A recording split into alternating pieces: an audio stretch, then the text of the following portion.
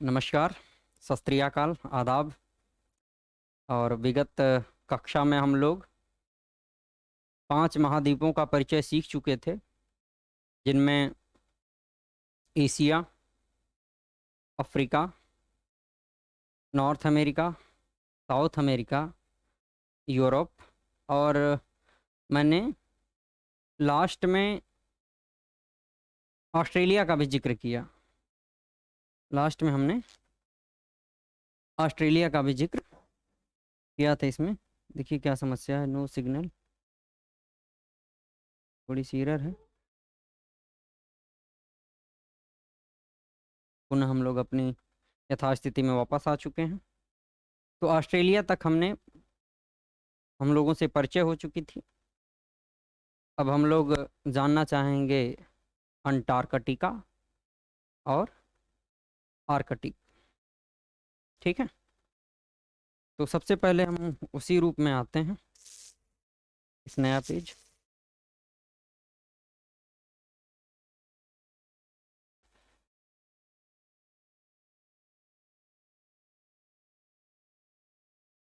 अगर हम अपनी अर्थ की बात करें तो जो अर्थ की ऊपरी हिस्से में देखा जाए, अक्सर देखते हैं हम लोग यहाँ पर स्टार हैं, 7 स्टार, 7 तारे हैं। ठीक है, कितने तारे हैं? 7 तारे हैं, जिसे हम लोग इंग्लिश में कहते हैं ग्रेट बियर। क्या कहते हैं? Great beer.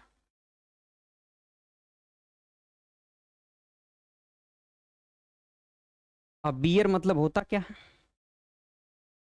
अब इसलिए सभी लोग जानते हैं, बियर मतलब भालू। ठीक है, बियर मतलब भालू। और भालू,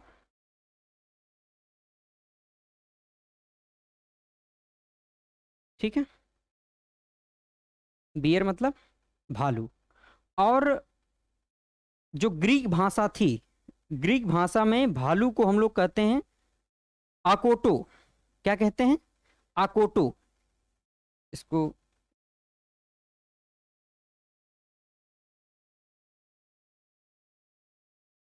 भालू क्या कहते हैं? आकोटो।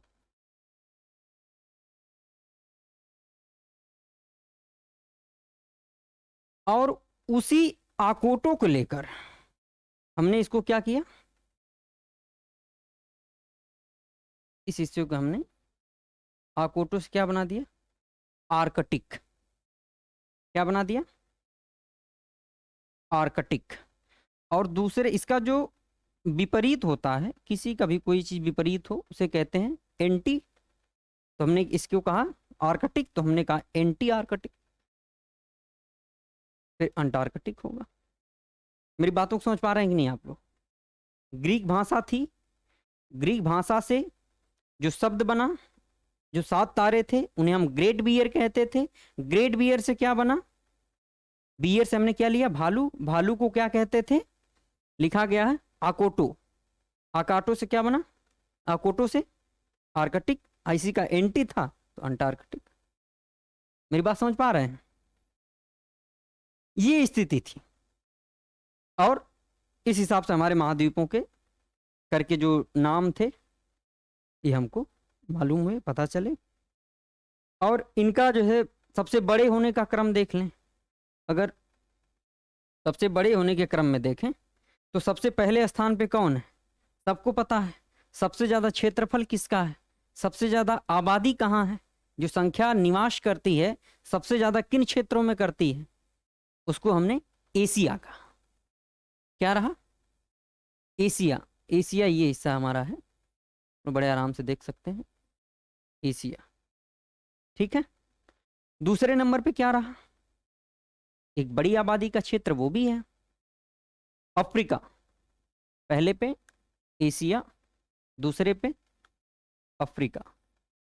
बहुत इंपॉर्टेंट चीज है, छोटे एग्जाम जितने भी हैं सब में ये पूछता है, इनका क्रम पूछ देता है। पहले पे कौन है, दूसरे पे कौन है, तीसरे पे कौन है, चौथे पे कौन है, पांचवें पे कौन है, छठे पे कौन है और सातवें पे कौन है। इनका क्रम क्या है, क्रमबद्ध कैसे है ये?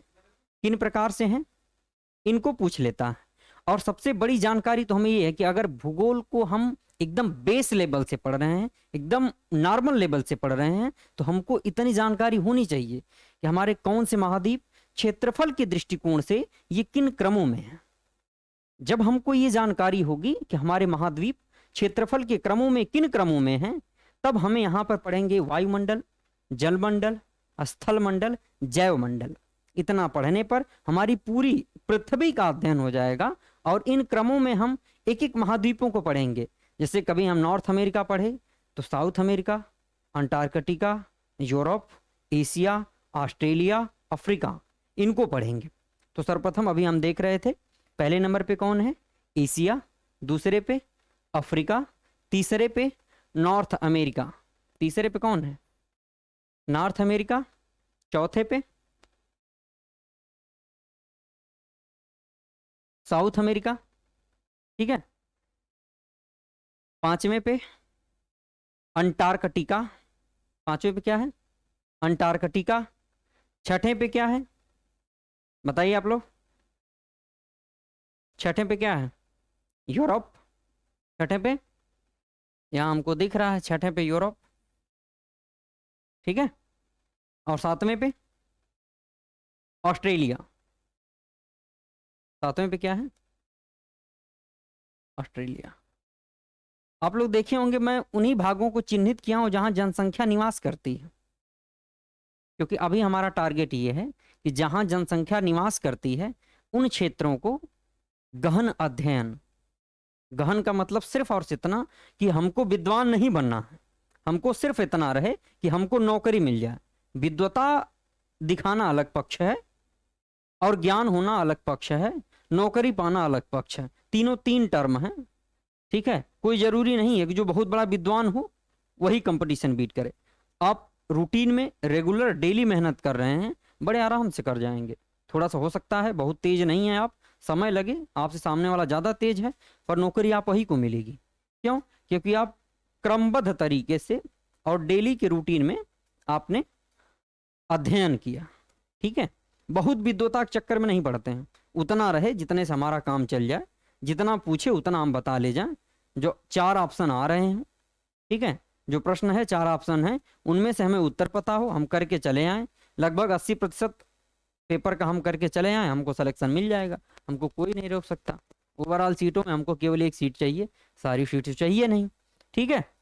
तो विद्वता नहीं चाहिए, हमको चाहिए क्या, ज्ञान, ठीक है, वो भी वो वाला जो हमको कंपटीशन बीट करवाए, नौकरी मिले, ठीक।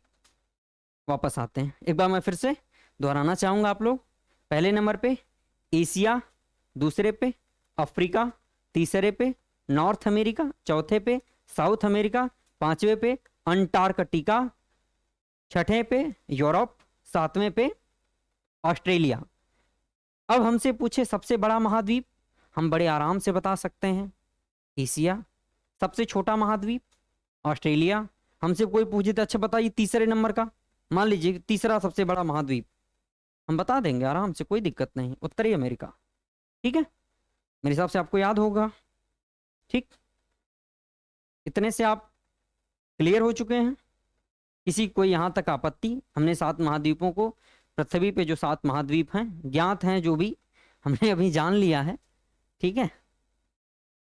अब इसके बाद हम लोग इंडिविजुअल चर्चा करेंगे, किसी एक की चर्चा करेंगे कि एक महाद्वीप पकड़े, 2-3 दिन जो भी उसकी क्लासेस रहीं उनको पढ़े, उसमें हमें देखना क्या, किसी भी महाद्वीप में हमें क्या पढ़ना है, वहाँ का जलमंडल पढ़ना है, वायुमंडल, स्थल मंडल, जैव मंडल। अगर ये 4 टॉपिक हमारे किसी भी महाद्वीप के क्लियर हो जा रहे हैं तो हमारे पूरे महाद्वीप क्लियर हो जाएंगे। महाद्वीपों के अध्ययन के पश्चात हम लोग भारत का भूगोल पढ़ेंगे। भारत के भूगोल में भी यही पढ़ना है, क्या पढ़ना है, स्थल मंडल, जैव मंडल, जल मंडल, ठीक है। ये 4 टॉपिक जो हमारे हैं इन्हीं को पढ़ना है, और कुछ नया नहीं पढ़ना है, ठीक है। तो अब एक विशेष की तरफ हम लोग बढ़ते हैं। एक विशेष में किसको पढ़ा जाए, एक सम्भ्रांत देश को ही टारगेट किया जाए, उत्तरी अमेरिका को, जिसको कोलंबस ने सबसे पहले ढूंढा था, मतलब उसका मार्ग ढूंढा था भारत से भी पहले। ठीक है, तो उत्तरी अमेरिका के लिए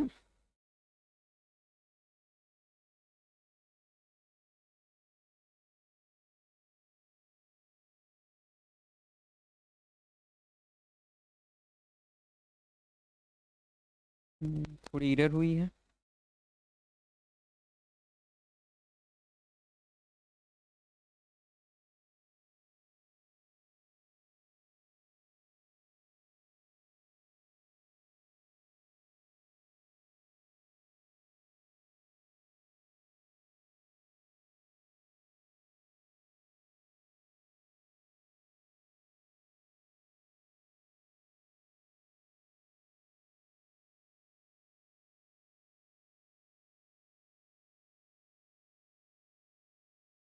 ठीक है, हमें उत्तरी अमेरिका एक नॉर्मल सा जो हमको चाहिए, बहुत वो नहीं है ना, बना दें।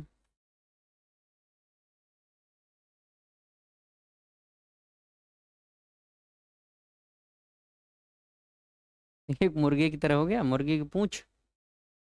इतना हमको सीखना है, बहुत 3-5 नहीं करना है। हमको ये है कि हमारा मैप जो है मुश्किल से 10 सेकंड के अंदर हम लोग बना लें, क्योंकि हमें यहाँ पे नक्काशी इसमें नहीं करनी है, कलाकारी नहीं करनी है। हमको ये पता होना चाहिए कि हमारा कौन सा पार्ट कहाँ है। ठीक है, अब आप लोग देखे होंगे कि यहाँ पे एक बड़ा द्वीप है।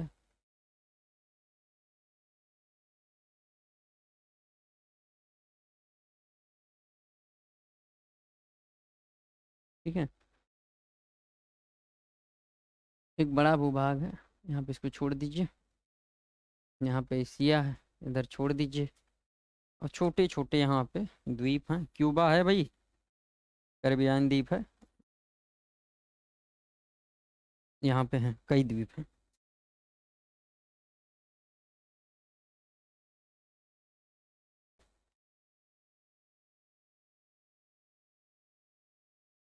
ठीक, इतनी जानकारी हो चुकी होगी।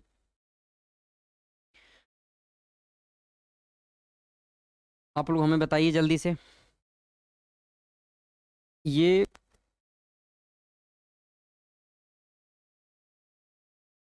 ये हिस्सा कौन सा हिस्सा है ये? ठीक है, विश्व का सबसे बड़ा द्वीप समूह है, आप लोग बता सकते हैं मुझे। इसका नाम है, विश्व का सबसे बड़ा द्वीप क्या नाम है? विश्व का सबसे बड़ा द्वीप है, द्वीप समूह नहीं, द्वीप। क्या है? ग्रीनलैंड। क्या है? ग्रीनलैंड है, तो इसको ग्रीन कर दिया जाए। ठीक है, क्या है ये? ग्रीनलैंड।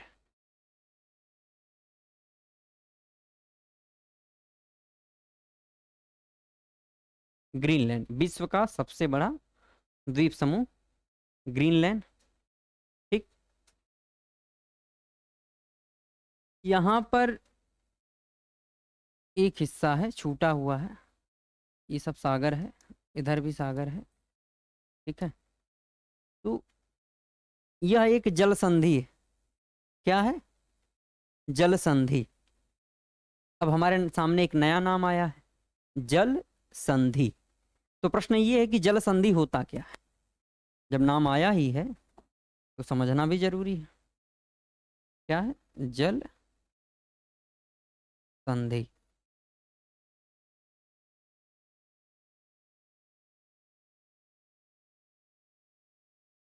क्या नाम आया? जल संधि। अब चूंकि किसी का भी नाम रखा जाता है तो उसमें कुछ न कुछ ऐसे गुण होंगे जिनके कारण से उनको ऐसा नाम दिया गया। जल संधि यानी जल की क्या हो रही है? संधि। अब जो हिंदी वाले होंगे वो बड़े अच्छे तरीके से जानते हैं कि संधि किसे कहते हैं। वो सब कहेंगे सर दो या दो से अधिक वर्णों के मेल को संधि कहते हैं। ठीक है, इतिहास वाले कहेंगे सर जो है युद्ध स्थल में जहाँ युद्ध हो रहा था उनमें आपसी समझौता कर लिया गया, इसलिए उनको हम संधि कहते हैं। तो अलग अलग जगहों पर संधियों के अलग अलग मेल होते हैं। बाय वाला कहेगा सर ये जो हाथ है यहाँ से ये भुजा, मतलब यहाँ से एक हड्डी आई, दूसरी हड्डी आकर यहाँ मिल गई, ये क्या हो गए? संधि। पर ओवरऑल अगर संधि का अगर हम कॉन्सेप्ट देखें तो मेल से ही होता है। संधि का कॉन्सेप्ट किन से होता है? मेल से होता है। तो जल संधि, तो जलों का मेल होगा, ठीक है। यानी वह संकरा क्षेत्र, यानी पतला है, वह संकरा क्षेत्र जो दो जलाशयों को जोड़ता हो। जल संधि की डेफिनेशन क्या होगी? वह संकरा क्षेत्र जो दो जलाशयों को जोड़ता हो, जल संधि कहलाता है, ठीक है। इसे एक अन्य रूप में हम कह सकते हैं, जल संधि को एक अलग तरीके से परिभाषित करना। जैसे हमसे कोई कहे कि सर ऐसा नहीं कह सकते कि दो भूखंडों को अलग करने वाला, दो भूखंडों को अलग करने वाला जलाशय जल संधि है। हम कहेंगे बिल्कुल सही है। हम कहेंगे बाबू कान ऐसे पकड़ना था, तुम ऐसे पकड़े हो, ठीक है, पर काने पकड़े हो, तो ये भी जल संधि है। दो भूखंडों को अलग करे या फिर दो जलाशयों को जोड़े, उन्हें हम क्या कहते हैं? जल संधि कहते हैं, ठीक है। तो यहां पर कौन सी जल संधि है? यहां पर है बेरिंग जल संधि। क्या है? बेरिंग जल संधि।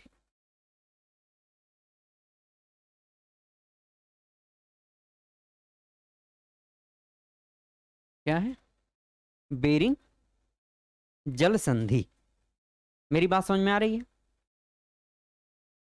वह संकरा क्षेत्र, इसे आप लिख भी सकते हैं, वह संकरा क्षेत्र जो दो जलाशयों को जोड़ता हो, जल संधि कहलाता है, ठीक है। मैं लिख ही दे रहा हूं भाई, क्यों परेशान होना।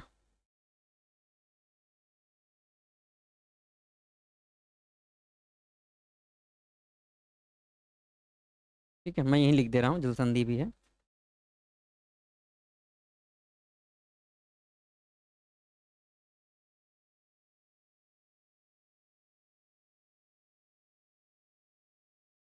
वह सकरा क्षेत्र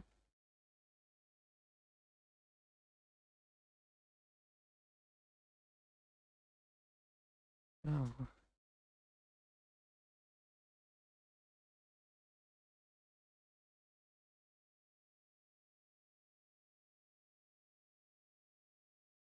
वह सकरा क्षेत्र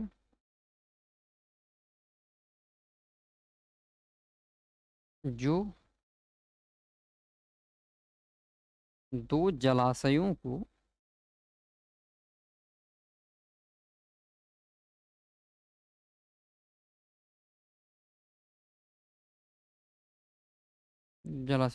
जोड़ता,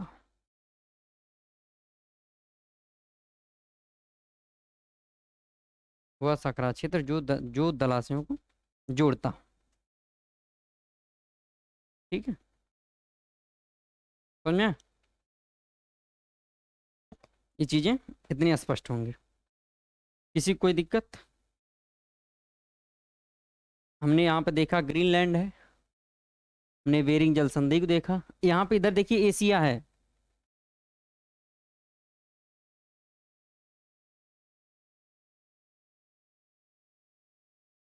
ठीक है। अब कुछ लोग कहेंगे सर इधर एशिया कहाँ से बता रहे हैं, मैप पे तो कुछ ऐसा दिखता ही नहीं है। पर ऐसा नहीं है, मैप को जब दूसरे हिस्से से हम ओपन करेंगे तो अमेरिका का क्षेत्र, ठीक है, और एशिया का क्षेत्र जुड़ा हुआ है थोड़ा सा। बीच में जलाशय है, जिस जलाशय को हम क्या कहते हैं, जो जल भरा हुआ है, इस जल भराव को क्या कहते हैं? बेरिंग जल संधि कहते हैं। जल संधि की डेफिनेशन अभी हम लोग देख ही चुके हैं, ठीक है।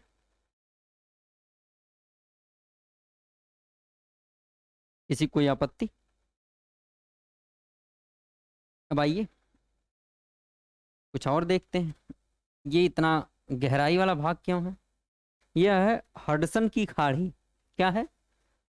हडसन की खाड़ी। इसका क्या नाम है?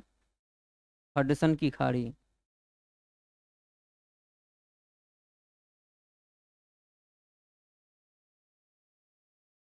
खाड़ी, ठीक है भैया। नहीं हो रहा है सही, सही किया जाए।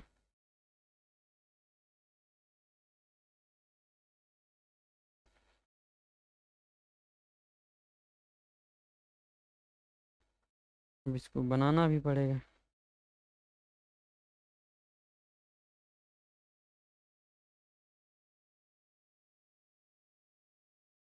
ठीक है,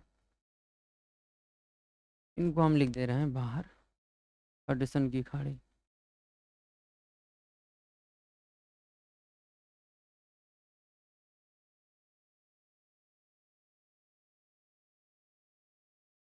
हडसन की खाड़ी, जो अंदर गया हुआ भाग है, ठीक है, वह क्या है, हडसन की खाड़ी है।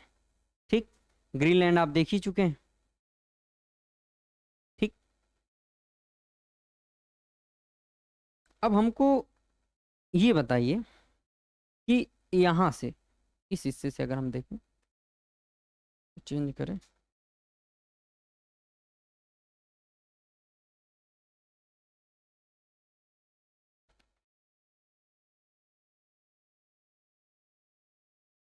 ठीक है, एक लाइन ड्रॉ की गई है, एक लाइन खींची गई है, और उसी लाइन को कनाडा और अमेरिका की, कनाडा और अमेरिका की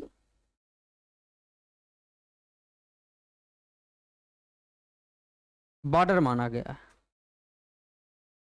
कनाडा और अमेरिका का क्या है, बॉर्डर। वो कौन सा अक्षांश है, आप लोग देखिए, इसे 49 डिग्री कहते हैं, 49 डिग्री। ठीक है, अब ये जैसे जैसे आगे बढ़ा है, कुछ आगे बढ़ने के पश्चात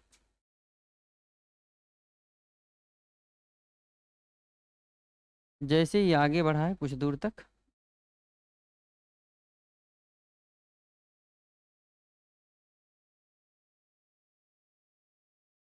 यहाँ पर झीलें हैं, ठीक है, यहाँ पर क्या है, झीलें हैं, और ये झीलें कुछ इस प्रकार हैं, एक बड़े क्षेत्र को, फिर यहीं से एक छोटा सा हिस्सा नीचे आया है, झील है। ठीक, फिर ये थोड़ा सा आगे बढ़ता है, एक यहाँ ऐसे करके झील है, ठीक है, फिर इसके एक नीचे आती है, ऐसे एक झील है, फिर एक यहीं से एक, ये भी झील है, महान झीलें हैं। ठीक, इन्हीं महान झीलों में से इनकी रेखा है, बॉर्डर लाइन है। ठीक है, इन्हीं महान झीलों से होकर गुजरती है। अब चूंकि जो विश्व के नियम थे कि अगर किसी भी देश की जो बॉर्डर लाइन है, अगर उसमें कोई नदी पड़ जाए, कोई जलाशय पड़ जाए, कोई झील पड़ जाए, तो उस जल का जो इस्तेमाल होगा वो जितने हिस्से में पड़ रहे हैं दोनों करेंगे, और जो लाइनिंग बनाई जाएगी दोनों के बीच से बनाई जाएगी, अगर बीचों बीच पड़ गई तो दोनों के बीचों बीच से बनाई जाएगी। ठीक है, और जल का इस्तेमाल भी लोग उतनी ही मात्रा में करेंगे, प्रतिशत के हिसाब से। ठीक है, तो ये चूंकि लाइनें स्किन के बीचों बीच से करके निकाली गई, इतनी जानकारी होगी। अब एक और हिस्सा हमको ये दिख रहा है, ये बिल्ली की पंख की तरह, इसका नाम हमें कोई बता सकता है, जो बिल्ली की पंख की तरह है, जो हमको दिख रहा है, इसका कोई हमको नाम बता सकता है, क्या नाम है इसका? नाम है अलास्का। क्या नाम है? अलास्का।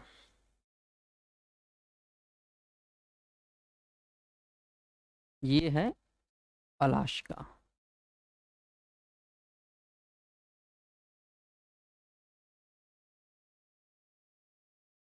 अलास्का पे अभी किसका अधिकार है?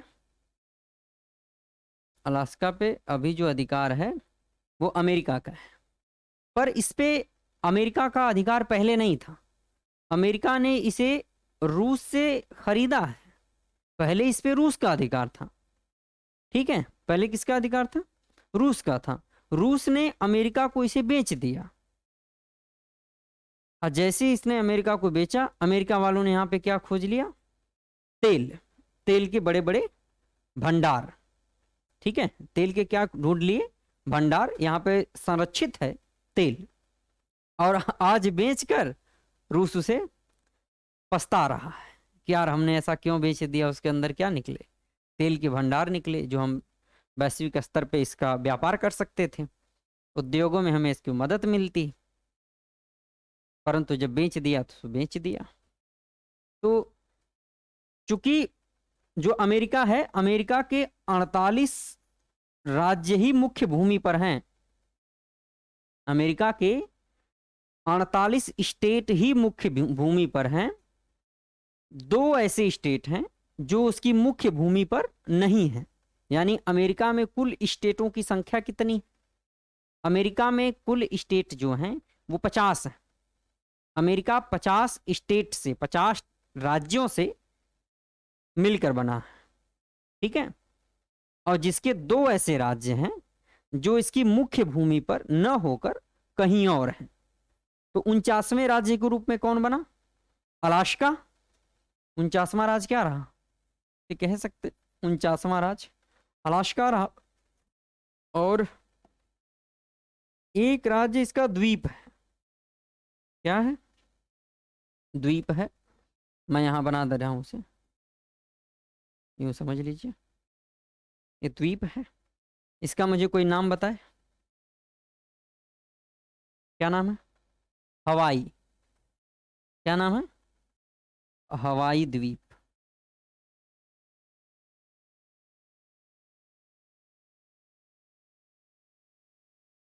ठीक, क्या नाम है? हवाई द्वीप। बात समझ में आई? किसी कोई आपत्ति अभी तक नहीं है ना? तो अब तक की जो आज की हमारी क्लास रही है, हमने यहाँ सीखा। मैं एक बार फिर से चर्चा में कर दे रहा हूँ, 2 मिनट लगेगा, अब मेरी क्लास समाप्त होने वाली है। हमने हडसन की खाड़ी सीखी, ग्रीनलैंड देखा, ठीक है, कैरिबियन द्वीप देखे, क्यूबा जिसमें सबसे बड़ा है, हमने इसको देखा। और हमने जल संबंधी की आज डेफिनेशन सीखी कि वह संकरा क्षेत्र जो जलाशयों को जोड़ता हो, ठीक है। हमने हवाई द्वीप सीखा, यहाँ एशिया ये सीखा, बेरी जल संधि सीखी। अलास्का के ऊपर एक सागर है जिसे हम कहते हैं बोफोर्ट सागर, ठीक है, छूट रहा था, यहाँ पर क्या है? बोफोर्ट सागर।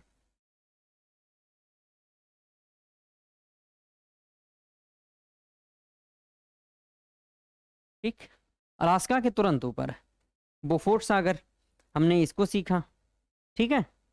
अब हम कल सीखेंगे, देखेंगे, देखे होंगे आप विश्व का अगर मानचित्र देखें, अगर मैं बात करूं विश्व के मानचित्र की, तो आप देखे होंगे कि यहाँ पर बहुत सारी झीलें हैं। देख रहे हैं आप? कनाडा में बहुत सारी झीलें हैं, एकदम तट कटा छटा फटा है। क्यों? कल हम लोग इस चीज के बारे में सीखेंगे।